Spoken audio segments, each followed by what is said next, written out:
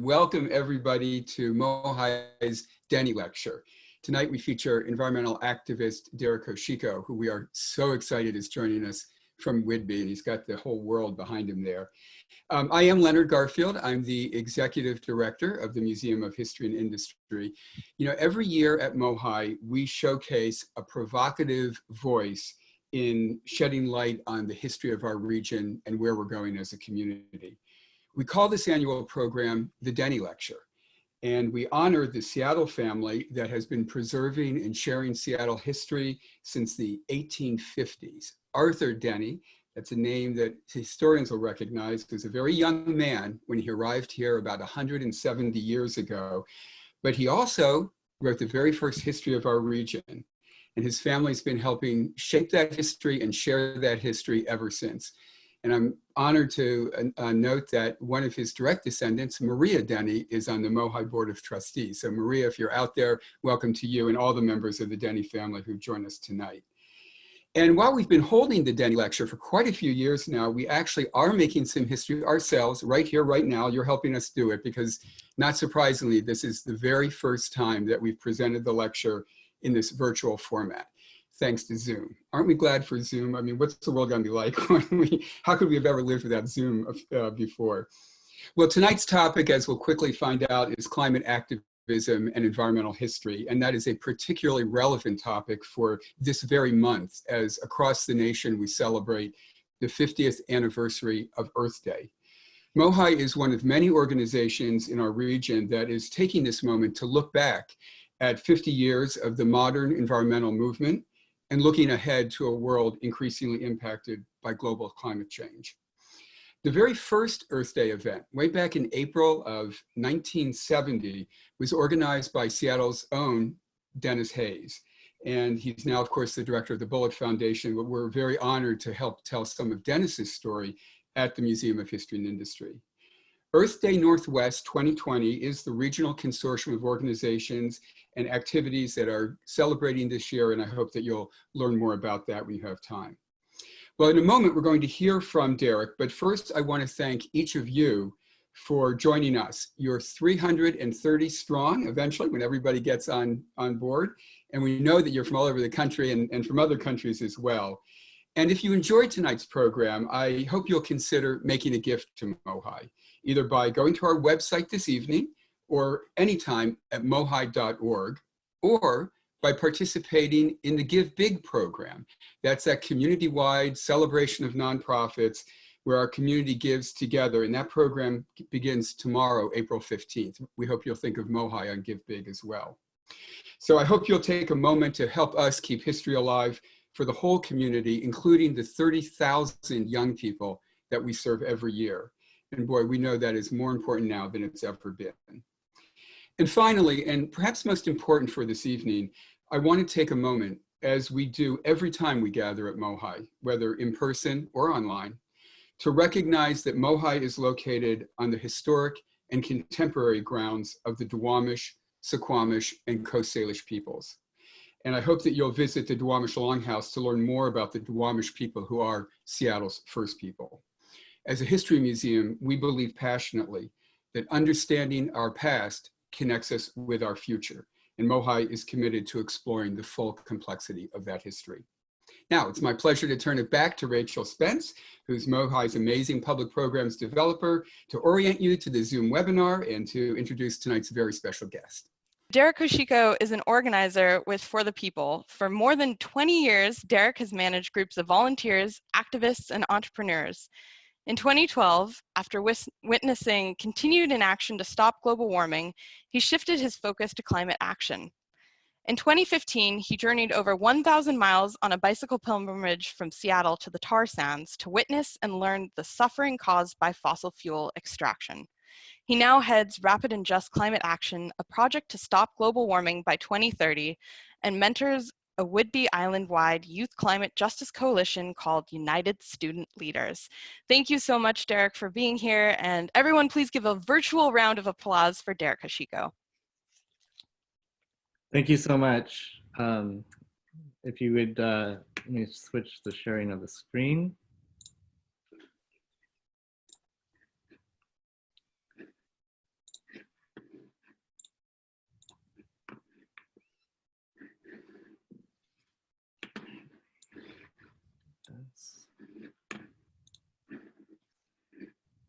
Okay, yes, thank you so much for the introduction, Rachel. And I'm presenting to you from the occupied Snohomish territory, also known as Whidbey Island. I also want to thank Mohai for the opportunity, and especially Rachel Spence for the invitation to speak. I'd also like to offer a special thank you to Katrina Peterson, Julianne Gale, Zarna Joshi, and many others for their contributions that led to this work. I'd also like to thank each and every one of you attendees for being here, for your support, and for the important work you do on behalf of humanity.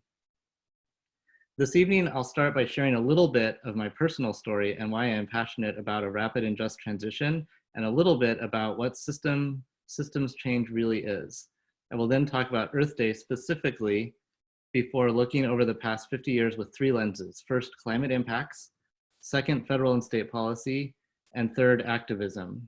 I will also provide a brief overview of climate justice and the just transition before closing with where we go next and with climate action.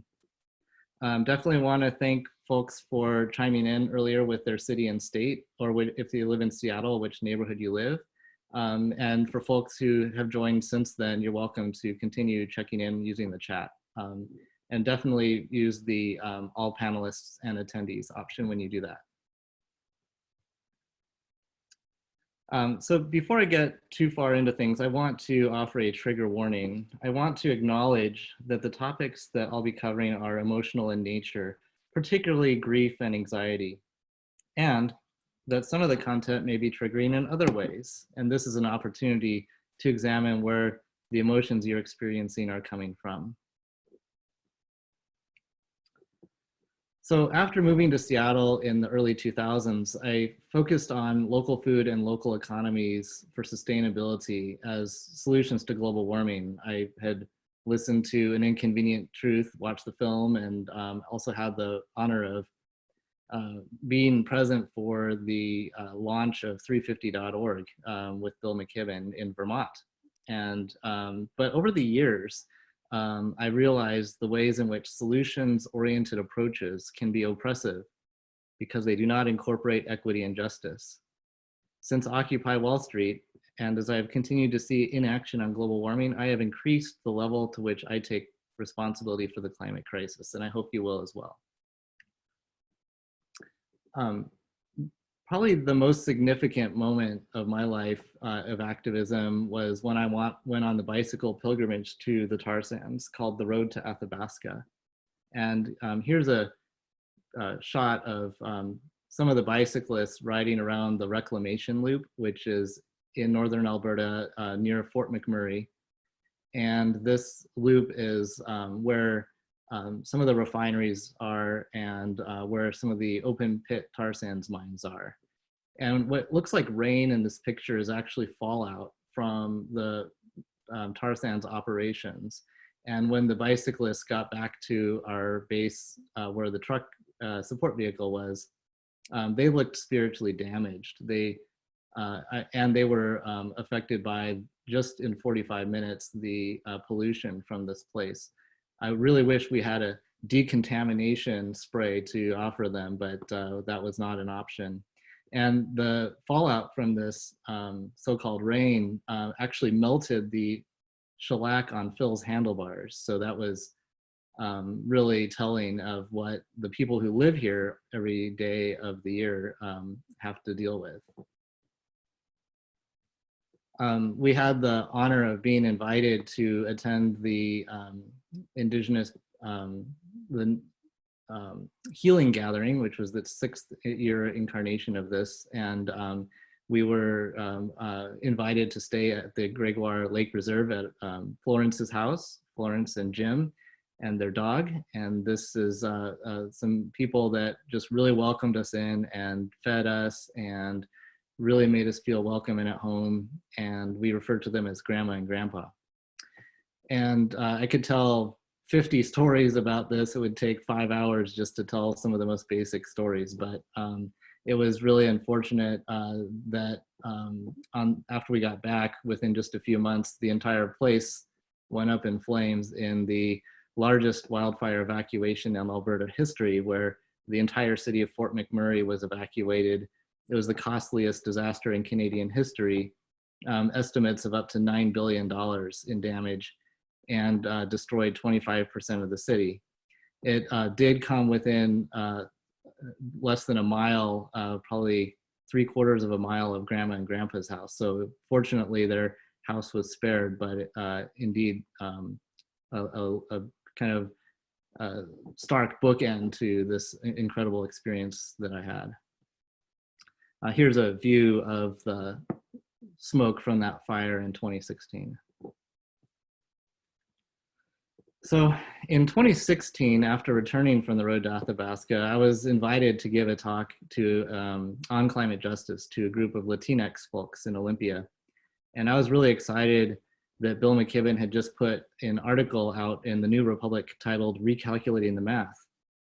But unfortunately, the math didn't add up, and I fell into self-doubt and despair for 3 days before I realized what had happened.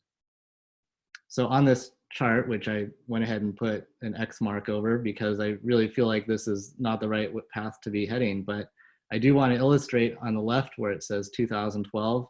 That was in the article that went viral that said that we have 565 gigatons of carbon dioxide we could afford to emit and still have a chance of limiting global warming to 2 degrees.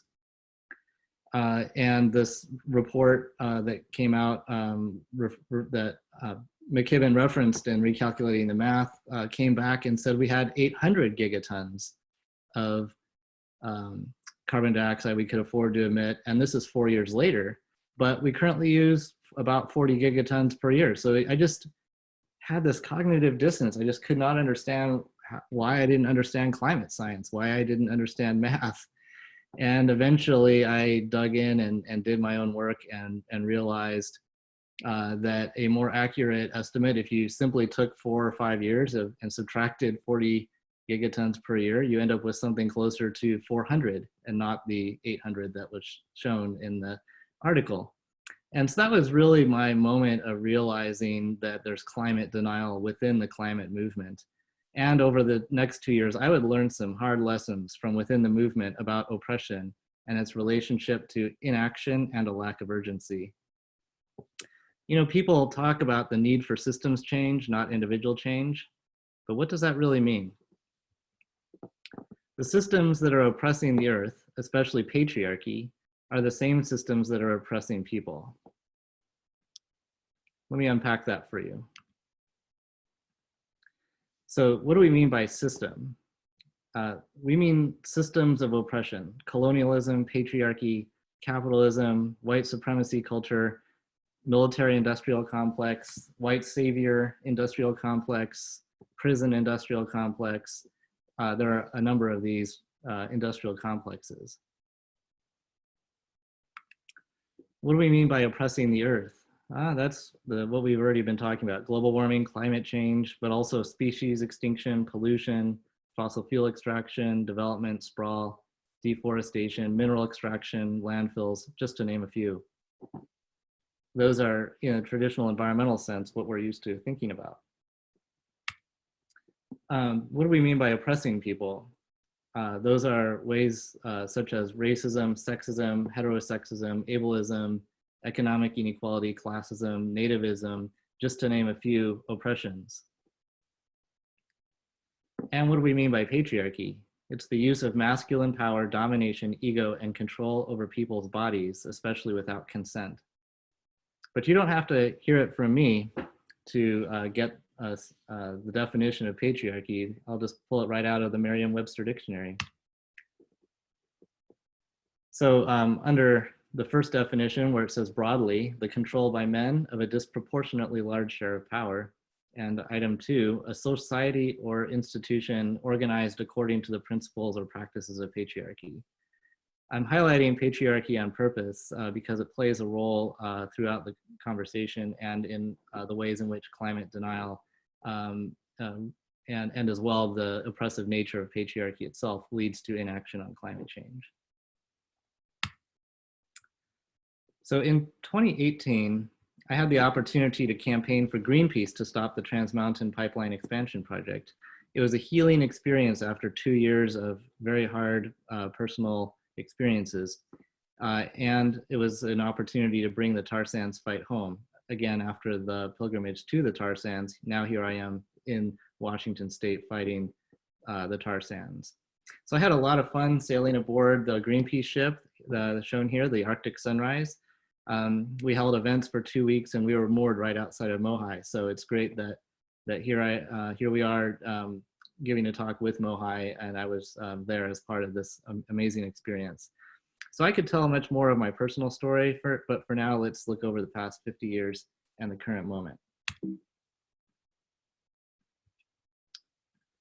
So let's look at Earth Day. At the UNESCO conference in San Francisco in 1969, John McConnell proposed a global holiday to celebrate Earth's life and beauty and to advance peace. Along with the celebration of life on Earth, he intended Earth Day to alert us about the need of preserving and renewing the threatened ecological balances upon which all life on Earth depends. His proposal won strong support and was followed by an Earth Day proclamation by the city of San Francisco on March 1st of 1970, and the very first celebration of Earth Day on March 21st. In June of 1970, McConnell created the Earth Day Proclamation for worldwide use and awareness. That's the proclamation you see on the screen now. This proclamation declared principles and responsibilities that the signers undertook to care for the Earth. It was signed by 36 world leaders, including UN Secretary General U Thant, Margaret Mead, John Gardner, and others. So Earth Day is actually celebrated in March around the world, in addition to the US celebration in April. Just a note, this proclamation is held with the Swarthmore College Peace Collection, and it was an honor working with them to bring this forward and to make sure that this piece of Earth Day history was brought forward. Earth Day was a united response to an environment in crisis. Oil spills, smogs, rivers so polluted that they caught fire. So on April 22nd, 1970, 20 million Americans, 10% of the US population at that time, took to the streets, college campuses, and hundreds of cities to protest environmental ignorance and demand a new way forward for our planet. In Seattle, some 3,000 people came to Seattle Center for exhibits, to view films, listen to speeches and discussions, and to attend rallies.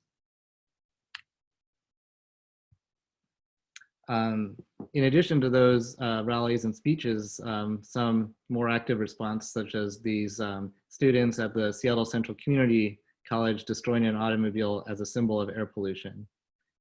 Notably, air pollution is now the #1 killer of worldwide. So no talk about Earth Day would be complete without this photo of Earth from Apollo 17, taken as the crew was traveling toward the moon in December of 1972.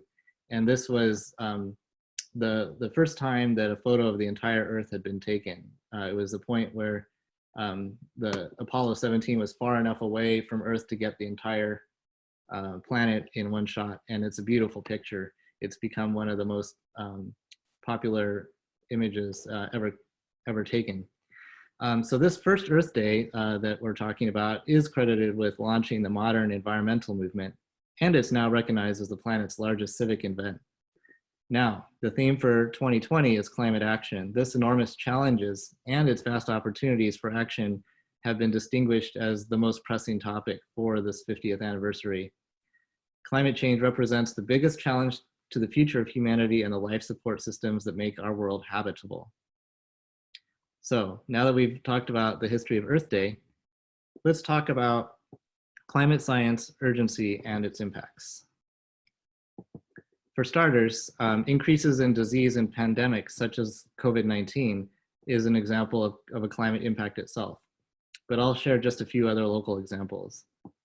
In 2017, a Pineapple Express weather system sent the Chehalis River spilling out of its banks, ravaging Lewis County property, closing down Interstate I-5, and for several days in the worst natural disaster the region had seen in recorded history. Cost estimates totaled around 166 million, and that number continued to grow in the months and years since then. this type of unprecedented flooding, or this rare flooding that would happen every 50 years, every 100, every 500 years, also happened in 2014, causing the Oso mudslide, major flooding in Carnation in 2015, and in Mason and Ferry counties in 2017, just to name a few. And climate change can make today's extreme events more common. For example, 2 feet of sea level rise in Olympia could turn today's 100-year flood into an annual event. More importantly is to understand how much sea level rise is baked in. For every part per million of carbon dioxide, we can expect to see a 1 foot of sea level rise. So at this point, we're now 130 parts per million above normal. We're at about 415, and normal would be more like 285 parts per million. Could you imagine the impact of 130-foot sea level rise here?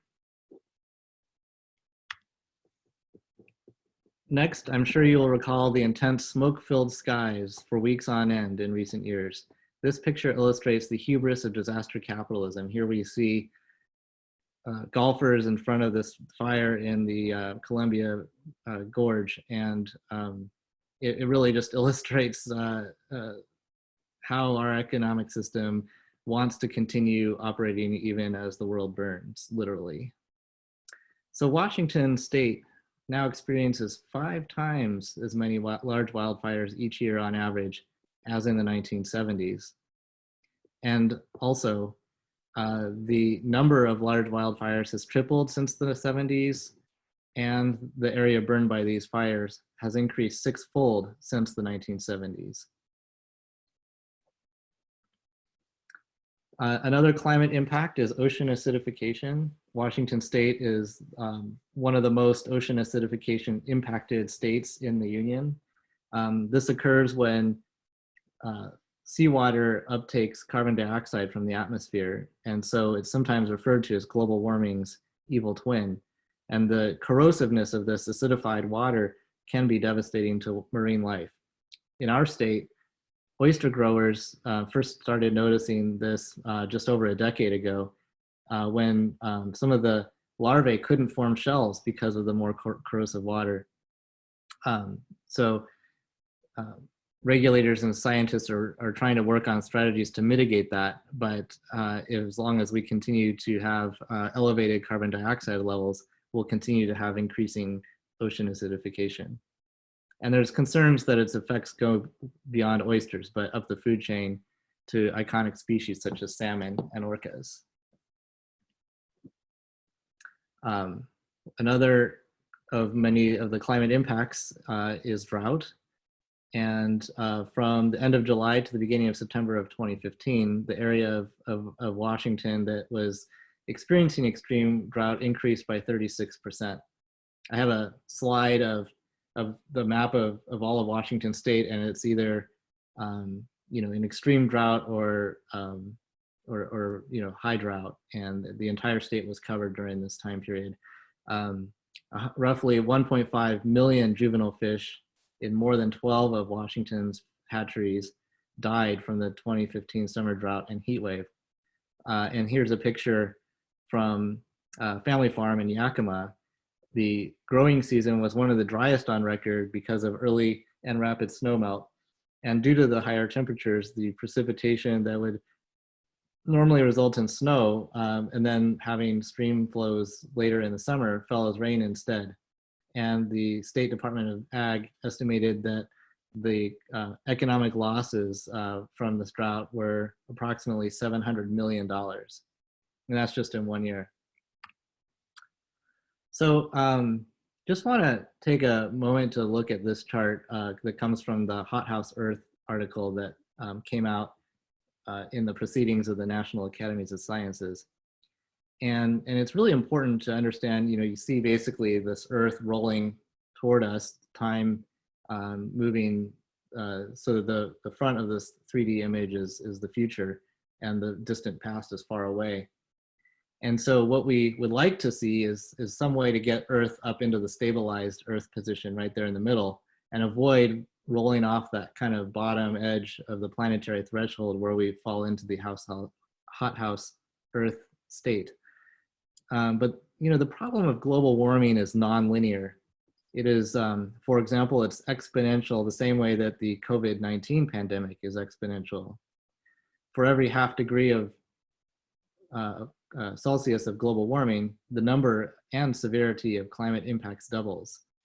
So right now we're at about 1 degree Celsius of global warming, and we already have quadruple the impacts that we did before. At 1.5 degrees Celsius, it will be an 8-fold increase, and so on with 2 degrees Celsius and beyond. So I want to share a drawing, an illustration by an artist named Heather Elder. She was part of the Road to Athabasca.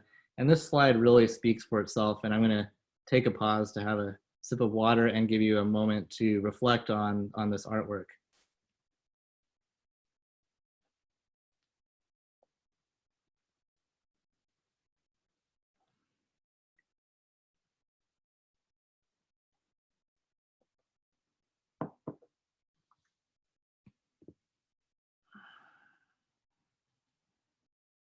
I think it's important to acknowledge our grief, and for folks who may have thought of the climate crisis or the climate change as an academic exercise, these types of illustrations really help to ground where we're at, and in a more humane and connecting with our heart kind of way.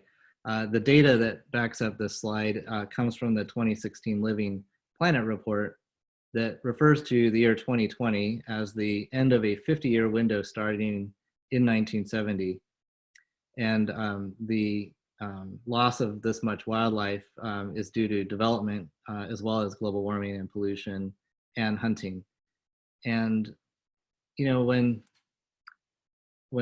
I hear climate policymakers argue about policies such as the Mad Libs version of climate inaction, you may have heard this, Mad Libs of reduce 20% below 1998 levels by 2045, or reduce 80% below 2005 levels by 2070. You can just fill in the blanks on the X, Y, and Z there, and it really touches but when you look at the urgency of this, it's moved from about 58% of animals to now this 67% just since 2016.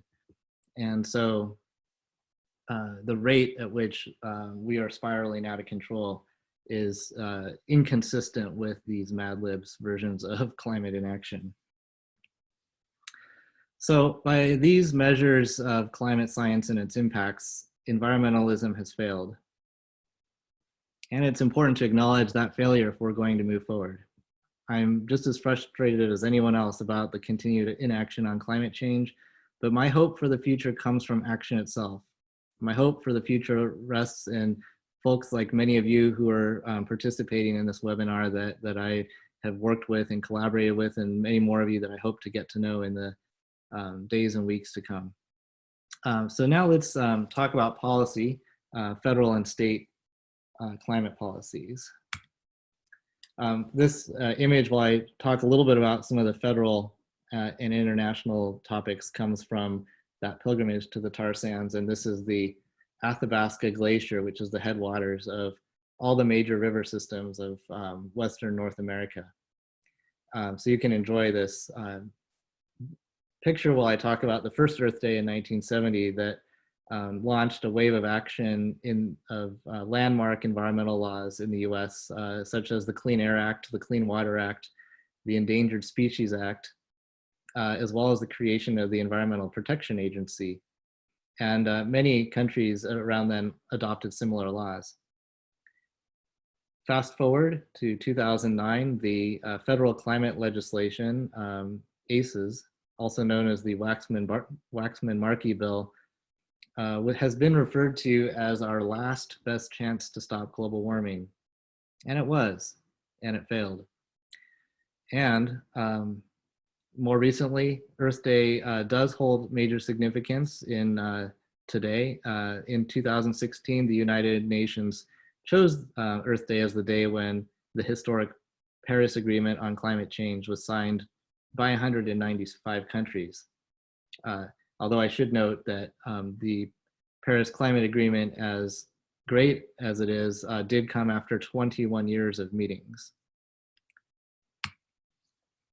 Now looking at Washington state policy, I-937, which is the Washington Energy Independence Act, was passed by voters in 2006. It is the only meaningful climate policy that voters have ever passed. It requires large utilities to obtain 15% of their electricity from new renewable sources such as solar and wind by 2020, and requires that utilities undertake all cost-effective energy conservation. This policy is credited with helping to create a large number of, for example, solar companies in Washington that is now at 172 companies, up from 161 in 2016. So this policy did have a meaningful impact on Washington state. It hasn't helped us turn the curve down, but it has helped us hold the line.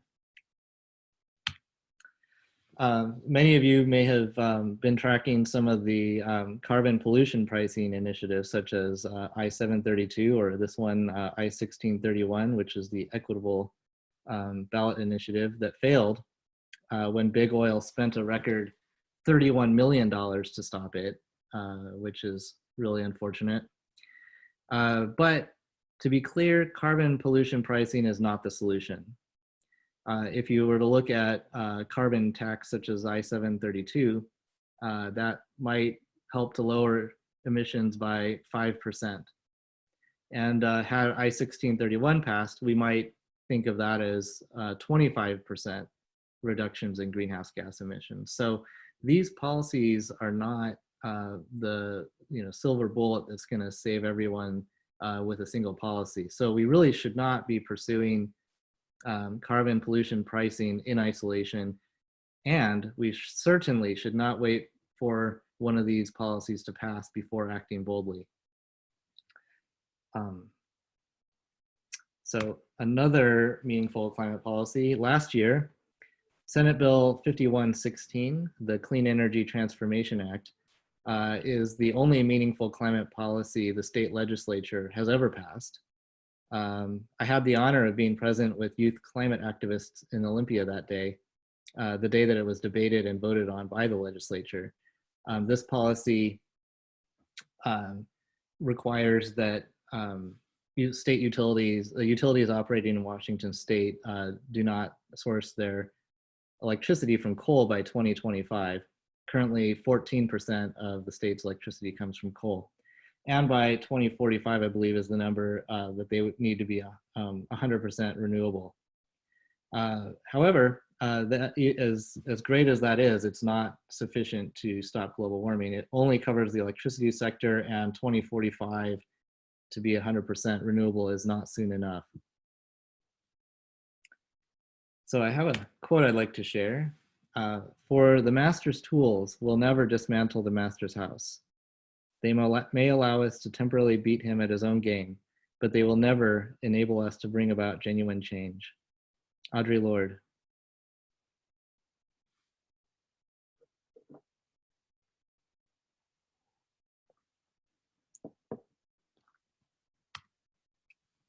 So now, talking about activism, after chatting about science and policy. So Washington state's track record for upholding tribal treaty rights and managing national resources is not good. Native American environmental leader and treaty rights activist Billy Frank Jr. was arrested more than 50 times during the fish wars in the 1960s and 1970s. This Native activism led to the United States versus Washington, also known as the Bolt decision in 1974. When Washington state refused to enforce the court order, Judge Bolt ordered the Coast Guard and other federal law enforcement agencies to come into the state and enforce that order. you know, when we look at the history in Washington State around logging as well as these fishing rights, you can see the kind of damage that occurred due to development and colonialism since the mid 1800s through today. And that kind of history really underscores where we're at now, as well as the good work of activists through that whole time, and that have allowed us to have some of the things that we do have, such as the kind of collaboration we're seeing with the Southern Resident Killer Whale Task Force. So now I'm going to talk about the battle in Seattle. So this is a slide from the protests of the World Trade Organization's ministerial conference in 1999. This conference of the WTO was shut down when tens of thousands of people representing labor unions, social justice groups, student groups, religious groups, environmental groups organized a multi-day demonstration in the streets of Seattle, also known as the Battle in Seattle. I'm imagining some of you may well have been at this protest. I moved to Seattle in 2005, so I definitely met people who had this fresh on their minds and hearts, but did not actually attend it myself.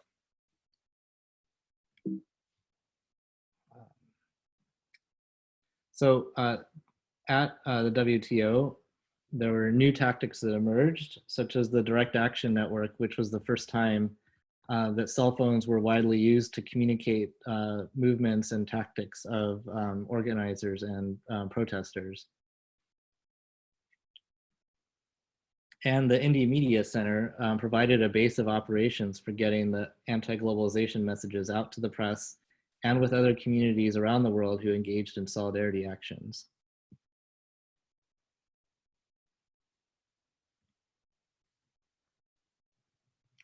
Fast forward to 2011, Occupy Wall Street formed on the heels of the Arab Spring, the Wisconsin protests, and the 2007 Great Recession, also known as the credit crisis. The Occupy movement captivated me because it portended the change at the scale that we have needed. I also believe that the COVID-19 pandemic is also such a moment. Another thing that captivated me was this image of this Adbusters poster that advertised the original protest. It's so simple that it really articulates so much, with the riot police in the background and protesters and the symbol of Wall Street with the bull, and then this ballerina just balanced on top of it, and that the combination of all those images is so beautiful in my mind. So I got involved both on Whidbey Island and in Seattle in the Occupy movement, and then largely with the media. At the time, I was working for Yes Magazine and had the opportunity to be tapped into the media of this movement for its duration. Here's a picture from the tent I stayed at one of the nights at Occupy Seattle. Maybe some of you folks on the phone or on the webinar recognize this. The Occupy movement unfortunately was shut down by a coordinated attack by the Department of Homeland Security. Fast forwarding to Shell No in 2015 was a high profile campaign to stop Arctic oil drilling. This picture is from a solidarity action that I helped organize to the Polar Pioneer drilling rig. And we had attended other Shell No actions during that same time frame. But this was actually a practice ride for the pilgrimage to the tar sands.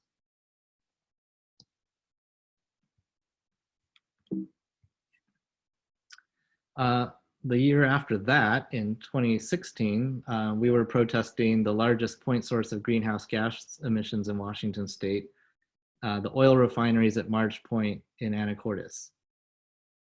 This was an amazing demonstration because there were several thousand people that were part of this march, as well as at the same time, there was a sit-in on the train tracks blocking an oil train. At the same time, there was a kayaktivists situation happening with some water-based protests. There was a sustainability conference and rallies happening, as well as a multi-day encampment at Deception Pass. So there were these 5 theaters of activity happening as part of this major action.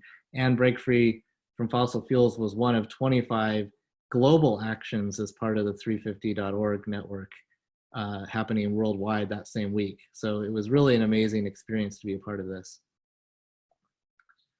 Here's a shot of the affinity group that we called ourselves Break Free Bike Train, and we had over 30 bicyclists that rode from Fremont at Gasworks Park in Seattle up to Whidbey Island for a stop at my house for a potluck dinner, and then we rode up to Deception Pass and then over to Anacortes for these actions.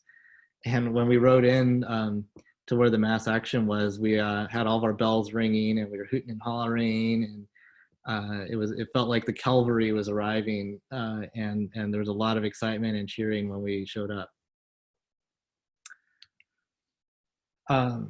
So I want to talk about the thin green line that was promised in the description. So the west coast of North America and Washington State in particular has been in the crosshairs of the fossil fuel industry. Sightline Institute coined the term the thin green line to articulate the necessity and effectiveness of organized resistance to these projects. When the last I checked, we had, the movement had stopped 48 of 51 proposed coal, oil, fracked gas, petrochemical, and propane projects. So the coal projects were like coal export terminals, oil by rail terminals, and we're still fighting some of these projects today, and also they tend not to go away permanently. But it's been an amazing experience and a privilege to be working both on the grassroots side, as you see here with this picture of a solidarity action with the Quinault Indian Nation, but also on the nonprofit side, helping to develop the campaign infrastructure for Power Pass Coal and Stand Up to Oil while I was involved in that work. But also it's important to underscore the leadership of Indigenous activists, including the role of treaty rights that have shaped this work to keep fossil fuels in the ground. If it wasn't for both the Indigenous leadership, those treaty rights, and nonprofit organizations taking a step back and supporting that leadership, I don't think we would have had the kind of success that we have had. So that is definitely something to point at. So here's a shot of Trevor, my son, in Hoquiam at that same action with the Quinault Indian Nation. And he was 2 years old, and he just really wanted to speak out. And he says, no, I really want to talk. And he actually didn't speak very many words at that point. But he really wanted to, so I picked him up and he spoke out, and it was really an incredible experience to have father and son and having him be an activist. And President Fawn Sharp of the Quinault Indian Nation looked on approvingly, so it was a really great experience. We really can no longer merely hold the line. As the IPCC special report on 1.5 degrees says, we need a radical rethink in almost every aspect of society. So where do we go next? Another note of activism, last year the world was captivated by Greta Thunberg and the global climate strikes in March, September, and November, and weekly demonstrations called Fridays for the Future all across the world. And I have had the honor and privilege to be invited as a mentor to the Whidbey Island youth climate justice organizers who have formed a youth coalition called United Student Leaders. These are pictures from some of the actions on September 20th. And these students that I've been mentoring continue to engage in an unprecedented number of powerful actions since September of 2019. It's really supporting youth organizing is one of the important pillars of I think, any credible climate justice organizing. So, and I think some of the United Student Leaders are on the webinar now. So just hi, everyone. So now I'm going to share a bit of analysis about climate justice and what climate action looks like.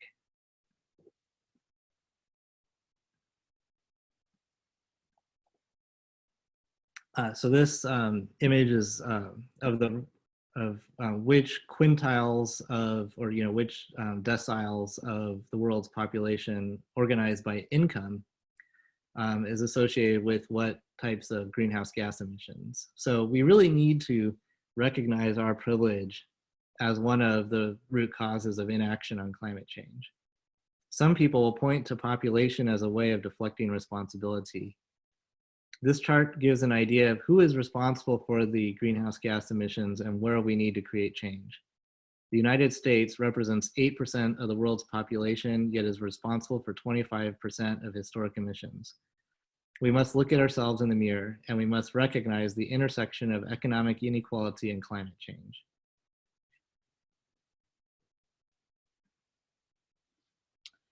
So why is addressing oppression integral to addressing the climate crisis? I'd like to share 6 reasons why addressing oppression is integral within this. So the first one, by the time the people in power are impacted, it will be too late. This is really just another articulation of the point I just made. Oppressive systems and behavior prevent collaboration and problem solving. This is really a manifestation of patriarchy that I referred to earlier.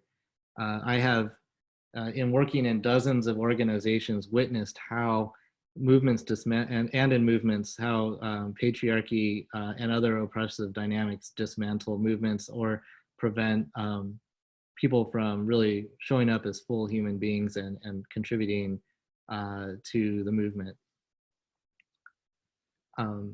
Also, people with firsthand experience are marginalized from decision making. This marginalization is a manifestation of inequity, and so for folks who may work in places that have equity, diversity, and inclusion initiatives, this is a classic example of what's referred to as fakequity, when people of color are, given sort of a sandbox to play in, but don't actually have a say in the leadership or direction of organizations or movements. Another reason is that systems of oppression require an erasure of interconnectedness from knowing that our survival and health are interdependent. And so this type of dehumanization, the myth of isolation and individualism are really manifestations of colonization that, it's a modern day continuation of colonization where we are colonizing ourselves and each other. And less bad isn't good enough. The power structure doesn't really want to change. And when you look at where inequity occurs in organizations and in movements or in governments, and they'll want to make some marginal shift, like oh well, we'll reduce 5%, or kind of any of those Mad Libs style climate declarations really are ways of showing that, oh, we'll just do something that's less bad. Like we'll turn off the lights for 1 hour once in a while, or we'll reduce our pollution by 25% by 2050. That's kind of like if I was an alcoholic and I went to an AA meeting and said, I commit to reducing my alcohol consumption by 50% by 2040. That's just disingenuous, and it doesn't really lead to the kind of change that we need. So that's another way in which oppression is playing out. And the last of the six, we need an underlying values shift. We really need to think more broadly, not just in terms of policy or individual actions, but to find the third way between the so-called policy solutions and the individual actions. So the question is, what might be a more effective framing? So this is an image of the Just Transition framework, and this you can go to climatejusticealliance.org /just transition to find it, or just do a search for Just Transition framework. This is the gold standard for understanding the elements of our society that we need to change from an extractive economy that you see on the left to the regenerative economy that we're pointing toward, this vision of what we're trying to create on the right. And it shows that the change needs to happen at the international, national, and local levels. The arrows show the strategies and tactics that we need to get there. And the most essential piece, in my view, of this entire framework is the values filter at the bottom. So you see where it talks about how we should be making decisions, and that the values filter really needs to drive all of our decision making. I have copies of this Just Transition framework, and I bring them to, well, until the stay home, stay healthy order, I would bring them to all the meetings and actions that I had as a point of reference for folks. And so this really is the framework that I recommend. So now I'd like to talk about what climate action looks like. And I'll have about 4 slides of possible climate actions. These are examples of what I think we need, but it certainly is not an exhaustive list. More important than anything is really asking for folks to take responsibility for the climate crisis and to be bold. It really is time to do what hasn't been tried before. I mentioned the Mad Lib's version of climate inaction, reduce X% below Y levels by Z year. Let's really dispense with that. And how about we do 100% of what we can do in 2020 instead? And let's do 100% of what we can do in 2021. Instead of arbitrarily setting a goal in the future, maybe we'd be done sooner than we think. So maybe we'd be done by 2026 or 2027, even if we set a 2030 goal.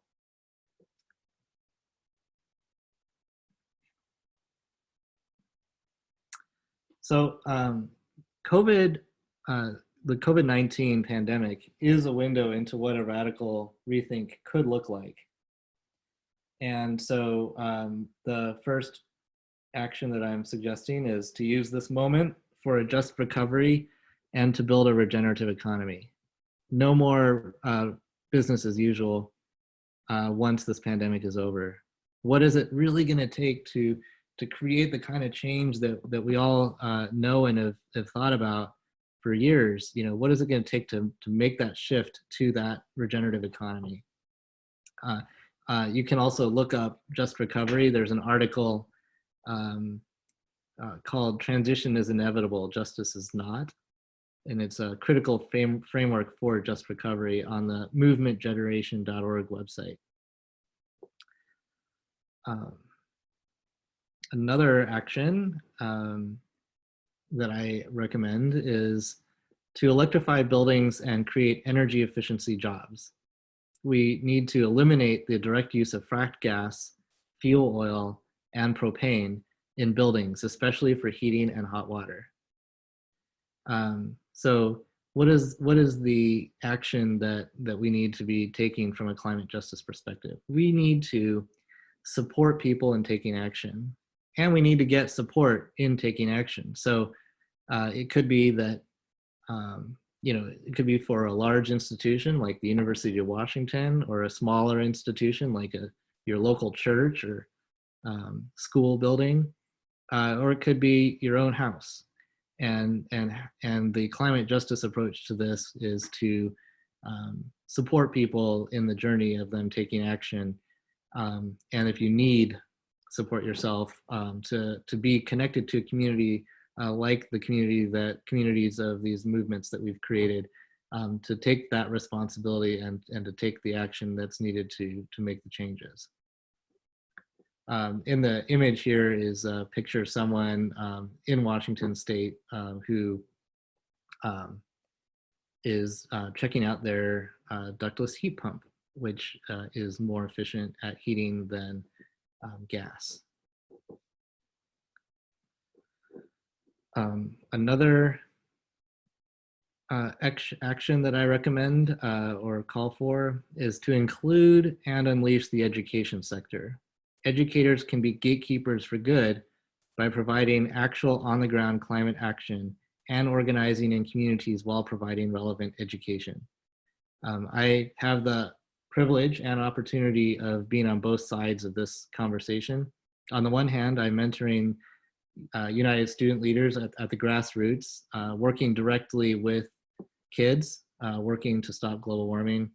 And on the other side of it, I'm the co-chair with Sylvia Hadnot of E3 Washington, which is the state Environmental and Sustainability Education Association. And so here we are, at the state level working, and then here I am at the grassroots level. And what I love to see is working with folks like you all to promote and connect these efforts and to build community, and for kids to be able to take climate action and get school credit for that. There are examples of project-based learning through, for example, the Climb Time efforts and the green schools, Washington Green Schools and whatnot. But those efforts are as good and as important as they are, they're not necessarily connected to the grassroots. So that community connection is another important piece. But really it's about giving youth an opportunity to take action and not have it be in their spare time, but have it be part of their education. My last of the four example climate actions are to create a just transition for oil refinery workers and a credible plan to shut down all Washington state oil refineries by 2030. So in Washington, you may or may not know, we have 5 oil refineries, 2 in the Bellingham area, 2 in the Anacortes area, and 1 in Tacoma. And, so far in the, thin green line, we've been able to hold that line. But I was talking with a campaigner who is part of the Warrior Up Washington Coalition, working on oil refineries and pipelines and tanker ships and this type of thing. And just a couple months ago, and I was having a conversation and I asked, okay, what is the credible pathway to shut down these oil refineries? And he said, there is no credible pathway. And so what I think we need is to do what is necessary, not what is possible. When you look at, could you imagine the kind of global response to the COVID-19 pandemic that we've seen in doing what is necessary to avoid millions of deaths due to the virus? That's an example of doing what's necessary, not what is possible. And so just in the same way, I think we can talk about what is that credible plan to shut down these oil refineries. And if any of you all want to work with me on that, I'm more than open to having that conversation.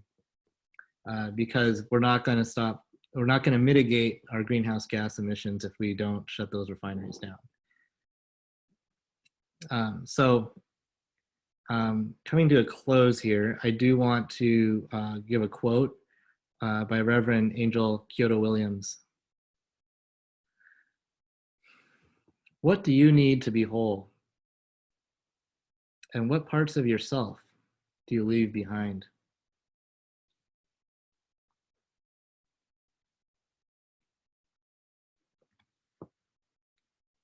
So, in addition to mentoring the youth-led movement, United Student Leaders, I have worked with partners on a call for rapid and just climate action in Washington State and beyond. And I've also been working with Stuart Henderson from Olympia on a holistic framework for climate actions based on a wheel of 12 action categories. If you'd like to learn more about either of these or any of the other work or whatnot, please do check out my webpage. Here it is. And feel free to email or text me at any time.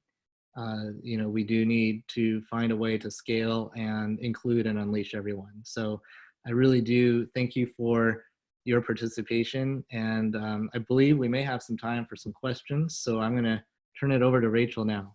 Thank you so much. Thank you so much, Derek.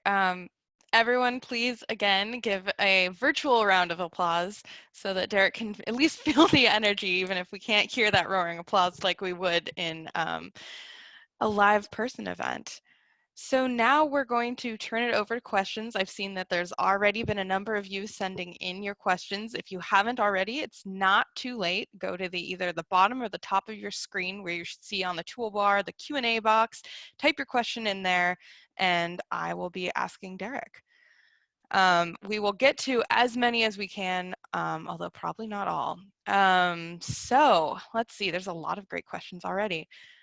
First off, seeing as COVID-19 is on our minds, all of us at this moment, somebody asked first, how is COVID-19 connected to climate change? And then kind of to add another question from someone else is, what can we learn from COVID-19, and especially things like air quality improvements from the shutdown to push for more climate action in the future?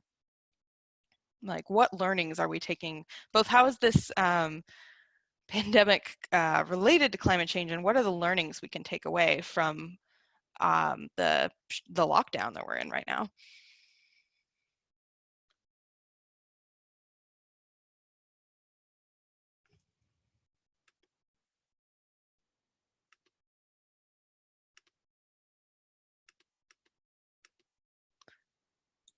Aha, I had muted myself, so let me start over.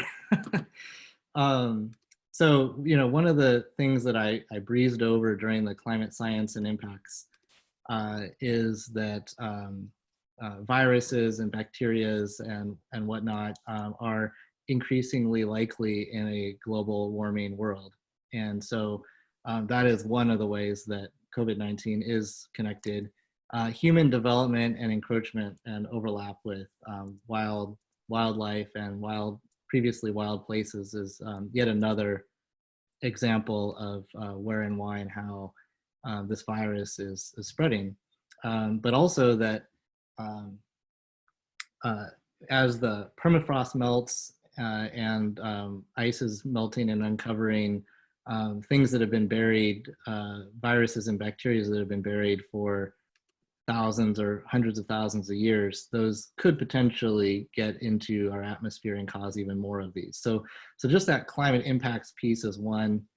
And in terms of some folks have written articles and mentioned about how greenhouse gas emissions have lowered due to COVID-19 pandemic, and you know, we're looking at possibly, you know, approximately 15 million barrels per oil per day less in oil consumption, and possibly 30 to 40% reduction in greenhouse gas emissions. But it's important to recognize that we're talking 1 to 2 months of a marginal reduction in greenhouse gas emissions compared to historic emissions of, the billions of tons of greenhouse gases that we've accumulated in the atmosphere. So when we look at the climate benefits, I hate to say that, benefits of this crisis of the pandemic, it's really important to recognize that we still are at a historic high in terms of carbon dioxide in the atmosphere.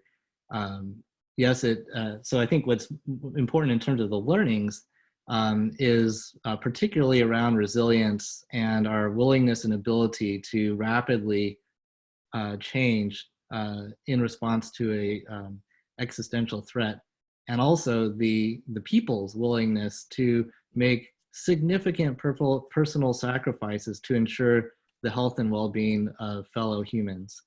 And that really is a compassionate way of looking at it, and a lesson that we can learn in addition to the ability to pivot rapidly. And the other point around air quality, the pandemic has led to improved local air quality in places that has historically seen high air pollution rates. And as I mentioned, air pollution is the #1 killer on the planet. And so it is conceivable that the reduced air pollution has saved more lives than we've lost, unfortunate as it is, than we've lost to the pandemic itself. And, that really underscores the environmental justice piece around air quality and pollution, and thinking about equity and justice when we think about the COVID-19 pandemic and who's impacted by this disease. This virus does not discriminate folks with privilege and power. And when you think about the willingness of people in power, of some people in power, to take action to stop this pandemic, and in contrasting that to diseases or other crises that affect people with historically marginalized backgrounds. Thank you. Another question is, with this work, what have you found as valuable practices when talking to someone who is either on the fence or actively denying climate change?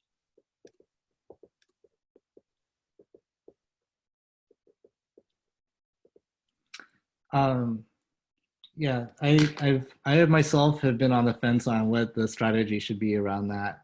But as part of the call for rapid and just climate action in Washington State and beyond, there's a principle that we've come up with that talks about that we will not confront climate deniers or the climate denial industrial complex, but instead we will confront the climate denial within ourselves and within the movement. And so that's really where I feel like we need to do our own work, and why I'm calling on us to take responsibility for the climate crisis in a way that we haven't before. And I think, maybe probably the best learning that I've had in terms of deniers or people on the fence comes from being out on the streets every week for, I don't know how many weeks, it was 20, 30 weeks that we were out on the streets protesting Chase and Wells Fargo. And having, people giving us the finger, yelling at us, honking their horn, rolling coal. But some people would approach us and try and have a conversation. And I really found that challenging, and started to realize what the false messaging that they've received, or the ways in which they can be given messages that actually bring them onto, quote unquote, our side. And so I found that we can incorporate that messaging that we've gotten and the adequate responses, and then put that messaging back out in our letters to the editor and our other messaging. So I think in summary, it's really about listening and using the Socratic method. And it's about trying to connect with people's humanity or sharing from our own experience. So that kind of nonviolent communication methodologies. Thank you. It's a great answer. I will be remembering that.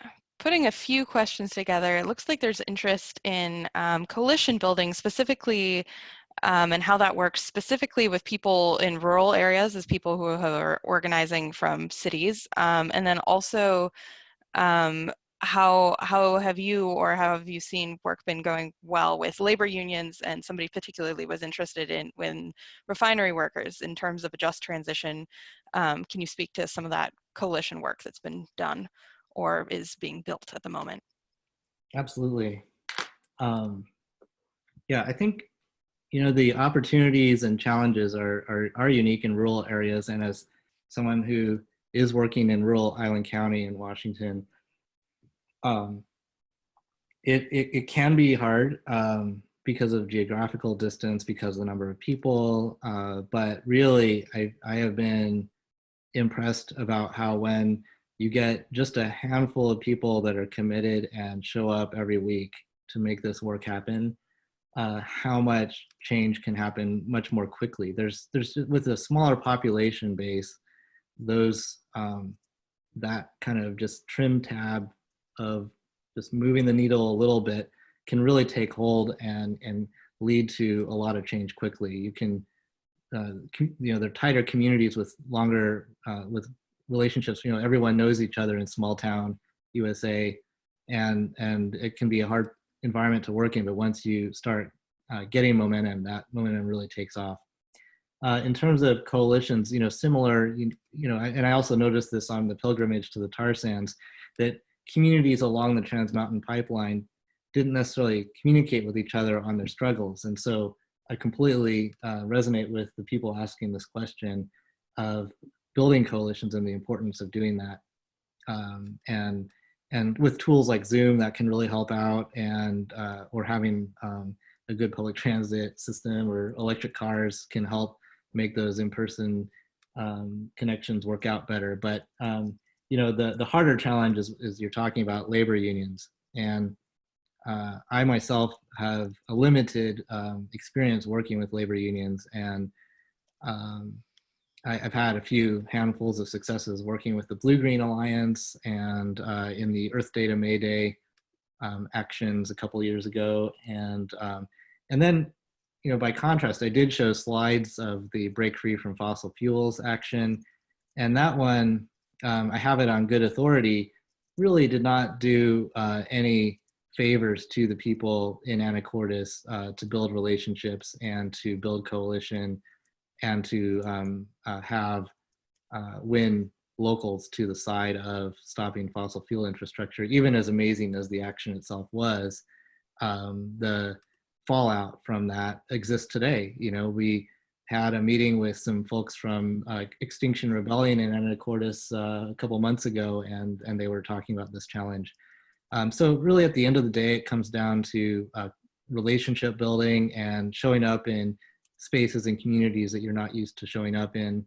One of the places that I'm looking at, or that we've worked with, is PSARA. That's an organization of retired labor union folks, and so the opportunities are there. It just takes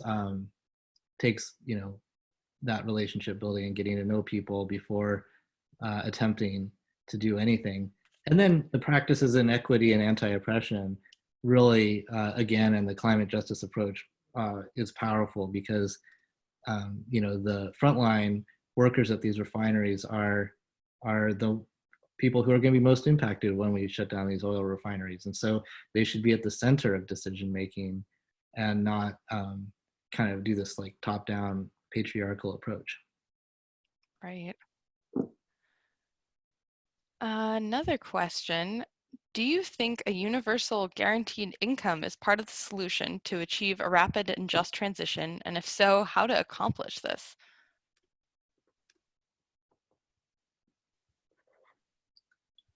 That's a great question. I think the universal basic income could be a powerful temporary measure to help bridge the gap between the kind of crony capitalism that we've seen over the last few decades and moving toward a slightly more benign form of capitalism. And I think it can be a powerful tool to help people make these transitions. I absolutely think that we should pursue it. I wouldn't assume that it's the policy solution that's going to solve all of our problems. Mostly because of the job losses and the kind of role of automation and the rise of artificial intelligence are factors that could undermine the efficacy of a universal basic income. Now, as far as how to achieve it, I think traditional policy lobbying from a grassroots perspective is a powerful tool. If we, for people who want to campaign on that, looking at where success has already occurred, this has already been a topic in the House, Congress, and so it's not unknown in our national politics at this point due to COVID-19 pandemic. So I think there is an opportunity to advance some of these progressive agendas, and I do recommend that the folks who asked this question look at the Just Recovery and see if there's anything in there, and maybe jump on the bandwagon with the New Economy Coalition. Someone asked, what are some ways to get institutions of power, state governments, national governments, and corporations to use their power in pushing for a just transition? How do we aim their power in the direction of good momentum?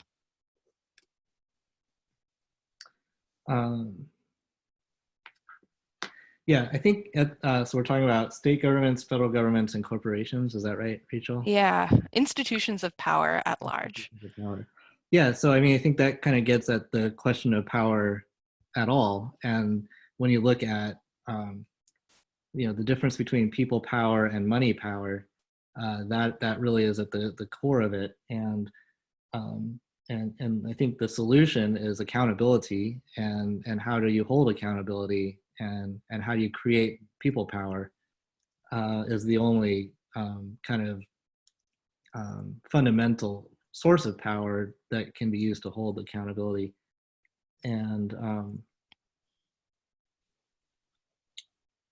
the other side, in addition to accountability, is looking at trust. And I don't trust any position of power, any person in a position of power at all. But I can work with them, I can challenge them and hold them accountable. But I think it's important not to trust anyone when they're playing the role in institutions of power, because they're playing that part, whether they're a congressperson, whether they're a school board member, they're going to play the part and that role because of the systemic nature of that role, whether, even in state agencies or whatever. So, trust them as far as you can throw them, but I wouldn't put very much on that, and instead really focus on how to hold power and create accountability.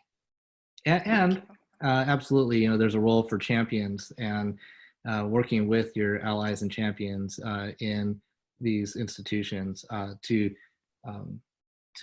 get at least some data back about what the impacts of your actions are. But absolutely, grassroots mobilization is what's necessary. Check. Thank you.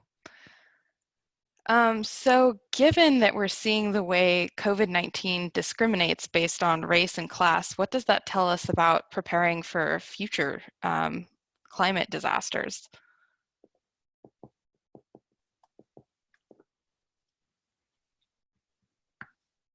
Could you say the question again? Given the way that we're seeing COVID-19 discriminate based on race and class, the disproportionate impacts of this pandemic on people based on race and class, how does that help us plan for future climate impacts and the ways that's going to disproportionately impact people? Right. Okay, 1 second.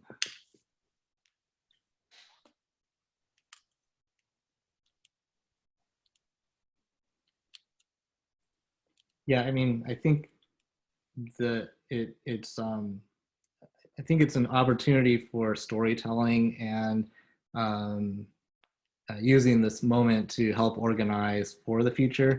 And the two words that are coming up when exploring this question are equity and how do we create equity and create opportunities for folks who have historically been marginalized to have a say in how we move forward.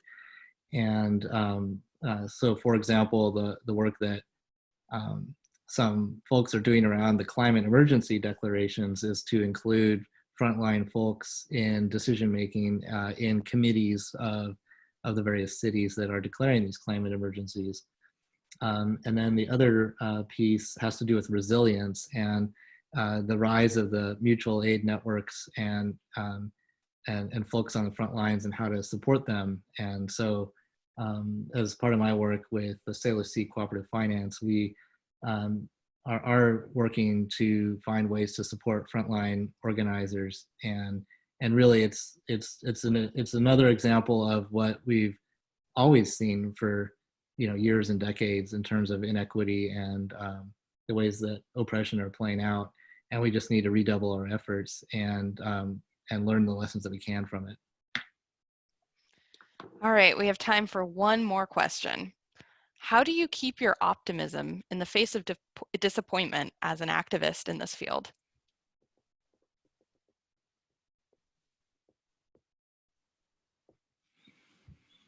Yeah, I mean, some of that has to do with my own accountability. That was a hard lesson that I've been learning over the last few years around accountability and some of the hardest part of that was like looking in the mirror at myself and unpacking, who am I accountable to, and looking at my activism as service and kind of that coming on the heels of a lifelong process of dismantling ego and working toward dismantling patriarchy in terms of how can I serve and show up in a good way. The other piece has to do with commitments that I made to lifelong activism publicly, and that relates to my identity as a Japanese American Yonsei person who, for me, honor and integrity are so fundamental to my values that my word, what I say, the commitments that I make, especially publicly, are so important to follow through with, and that really that identity, that racial identity, and those values that come from that identity are my spirituality, and so that is where I derive optimism and hope, is through those things. Thank you so much.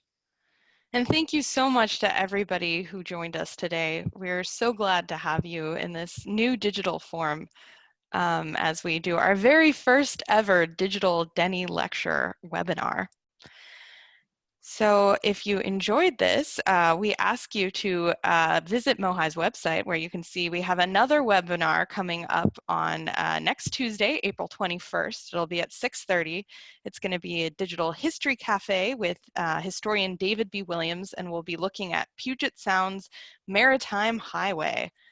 And it should be a fun time, so please do that. Check out all of our other digital offerings that will be coming out over the next month. And if you learned something new or enjoy the work we are doing during this unprecedented time in history, we are very, very grateful for your support. Being a member, making a gift online, or participating in Give Big starting tomorrow are all ways that you can help us to continue to produce programming like the one that you got a chance to hear tonight. So please consider, no gift is too small. We love having you as part of the MOHI family. And with that, I just want to wish everybody a good evening, and to please stay safe and healthy. and give a shout out to everyone who's a first responder and working to keep our communities functioning as much as possible while the majority of us are having to stay home. So thank you to everyone for doing your part and flatten the curve, and we will see you online. Have a lovely evening.